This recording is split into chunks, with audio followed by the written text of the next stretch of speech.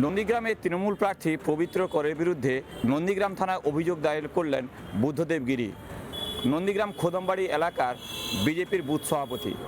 যেটা ঘটনায় জানা যায়, পবিত্র কর যখন এলাকায় প্রচার করছিলেন তখনই বুদ্ধদেব গিরি জয় শ্রীরাম বলেন এবং এই ঘটনায় তাকে মারধর করা হয় বলে অভিযোগ, এবং সেই মারধরের ঘটনায় তার বিরুদ্ধে লিখিত অভিযোগ দায়ের করা হলো নন্দীগ্রাম থানায়।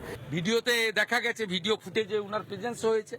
আইন কি ওনাদের জন্য আলাদা নাকি? এতদিন তৃণমূলের নামে এফআইআর হতো না, এখন ইলেকশন কমিশন আছে বলে এফআইআর করতে বাধ্য হচ্ছে। রত্না চ্যাটার্জির নামে হচ্ছে, শান্তি কুণ্ডুর নামে হচ্ছে, আর ওখানকার কে নাম ওর নাম আমি বলে পাবলিসিটি দেবো না, চেনেই না কেউ।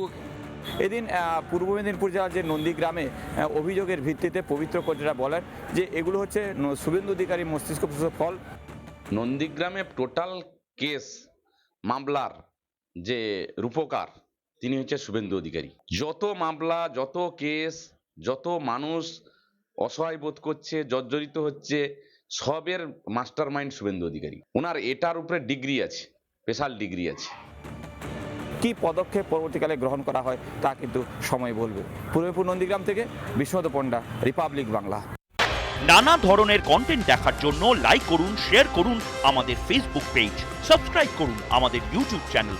পাশাপাশি অন্যান্য ব্রেকিং নিউজের জন্য অবশ্যই চোখ রাখুন রিপাবলিক বাংলায়।